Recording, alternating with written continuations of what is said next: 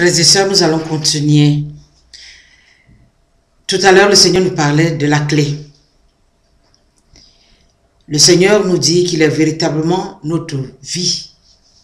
Seulement la clé, non, mais il est notre vie. Aujourd'hui, je voudrais vous dire quelque chose de très important encore. C'est que dans le livre de Deutéronome, le Seigneur nous dit: si vous mettez en pratique mes commandements, et si vous obéissez aujourd'hui à ce que je suis en train de vous dire, vous aurez une position dominante et non une position inférieure.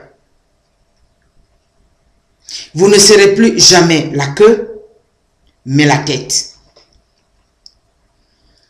Quand le Seigneur a donné cette parole-là au peuple d'Israël, à travers la bouche de Moïse, il a dit: si vous mettez en pratique les commandements que aujourd'hui le Seigneur vous donne, vous ne serez plus jamais la queue, mais la tête. Vous n'aurez plus jamais une position inférieure, mais une position dominante. Le Seigneur voudrait nous apprendre que nous sommes des êtres qu'on doit toujours vaincre. Nous devons vaincre ce que nous vivons tous les jours. C'est pour cela qu'il a envoyé son fils nous montrer le chemin. Et son fils vient nous dire: j'ai la clé. Vous voulez vaincre, vous voulez arriver là où Dieu le Père a destiné pour chacun de vous? Suivez-moi, j'ai la clé. Si vous me suivez et que vous obéissez, vous n'aurez plus une position inférieure, mais dominante. Mais souvent, on comprend très mal. Souvent, des personnes qui ont des grandes responsabilités dans la société, ils se disent: je suis déjà quelqu'un de très fort, de très puissant. Comme je dis souvent, j'ai des relations, j'ai l'argent. Alors ça suffit pour moi pour que je puisse dominer. Mais là, cette domination, ce n'est pas ce que le Seigneur veut. Il dit: vous allez avoir une position dominante, pas une position écrasante pour les autres. Vous allez dominer. Mon frère, ma soeur, toi qui fais la politique, le Seigneur t'a appelé pour servir ton pays. Le Seigneur t'a appelé pour que tu puisses voir la misère de ton peuple. Alors il t'a donné cette position dominante. Mais pas pour écraser, mais pour servir. Car Jésus-Christ lui-même, son fils, nous a montré comment il faut avoir une première place. Il a lavé les pieds de ses apôtres le jeudi saint, comme vous le connaissez.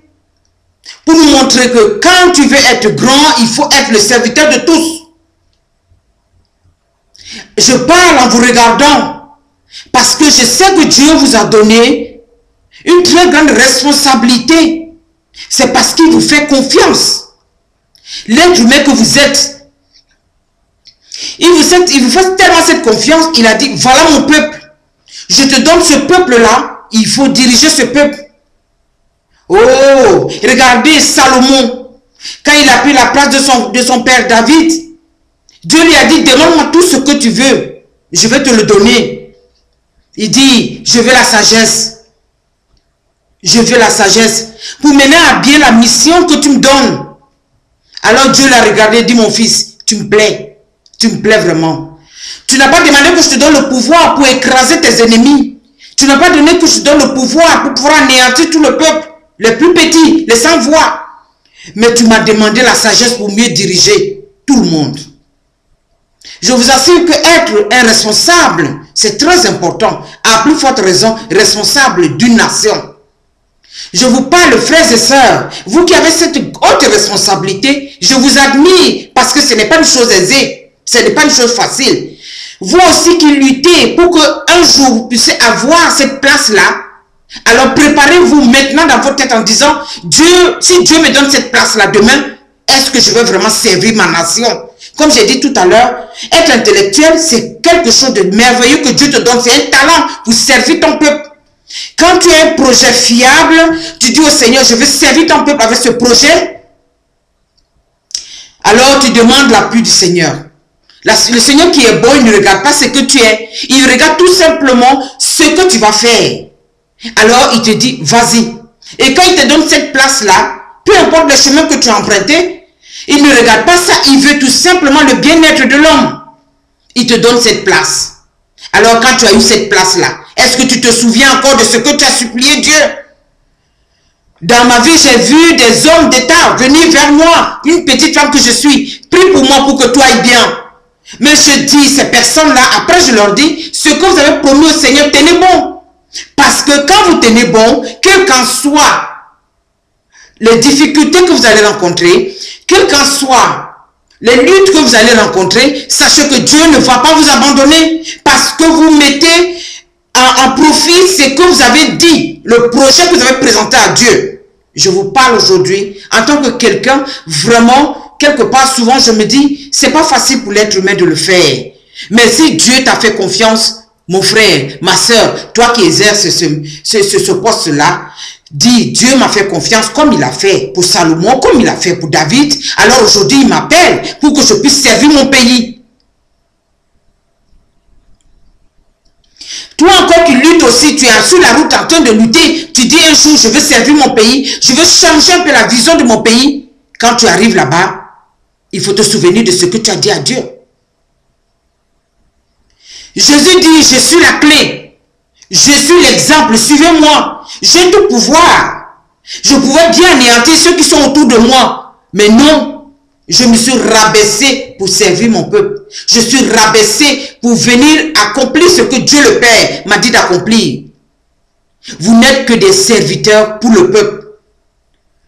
Vous qui êtes dans les postes de responsabilité comme les directeurs de société et autres, vous n'êtes que des serviteurs pour le peuple. Alors si vous avez sous vos ordres des personnes qui vous servent, ne les prenez pas comme des esclaves. Dieu a dit, j'ai rendu l'homme libre. Alors mais pourquoi nous, les êtres humains que nous sommes, si Dieu le Père lui-même nous a rendus libres, il a dit, vous n'aurez plus une position inférieure mais dominante. Pourquoi entre nous, on peut se rendre esclave? J'ai béni le nom du Seigneur pour sa bonté et surtout pour sa discrétion. Il est tellement un Dieu patient. Il dit, j'attends le moment où mon fils va comprendre que si je lui ai donné cette autorité, c'est pour pouvoir me faire plaisir. C'est pour pouvoir amener celui qui est à côté de lui de vivre mieux. Mais je dis en passant, ce n'est pas une chose aisée. Cherchez le discernement vers la puissance de Dieu qui est le Saint-Esprit. Il va vous aider dans vos tâches. Vous aussi, chrétiens qui vous êtes en train de dire, oh, je ne peux pas faire. Il y a des moments où on te donne certaines responsabilités. Ah non, je ne peux pas. Alors, qu'est-ce que vous avez fait de ce que le Seigneur vous a donné comme force intérieure? Mettez ça au profit des autres. Et comme ça, la gloire de Dieu va aussi vous envahir. Je vous dis en passant, hein, l'âne qui a porté Jésus pour rentrer à Jérusalem, il a eu aussi la gloire. Hein. Parce qu'il a porté le Seigneur des Seigneurs. Hein. Quand on dit qu'il rentre le roi de gloire, qui est ce roi de gloire? C'est le Seigneur Dieu de l'univers. C'est lui le roi de gloire. L'âne qui portait Jésus, lui aussi il a eu cette gloire. Alors si vous êtes l'âne que Dieu a choisi pour le peuple, vous allez aussi avoir cette gloire-là. Parce que personne ne va vous oublier. Même si vous n'êtes pas là demain, parce que personne n'est éternel, on va toujours se rappeler de vous. Ah, quand on avait tel responsable dans notre société, il était bien, hein? On se sentait bien, hein? On ne va jamais vous oublier. Mais quand vous avez tyrannisé des gens et vous êtes partis, vite fait, hein? Vite fait, on a tourné la page. On s'est dit, oh là là, il ne faut plus qu'ils reviennent. Faites de telle sorte que Dieu lui-même soit content de la responsabilité qu'il nous donne tous les jours. Je rends grâce à Dieu pour cela. Parce qu'il fait confiance à l'homme. Il fait confiance à l'homme. Le psalmiste nous dit, qu'est-ce que l'homme a tes yeux pour que tu puisses lui faire les gardes des anges et lui soumettre tout ce que tu as créé? Dieu nous fait confiance.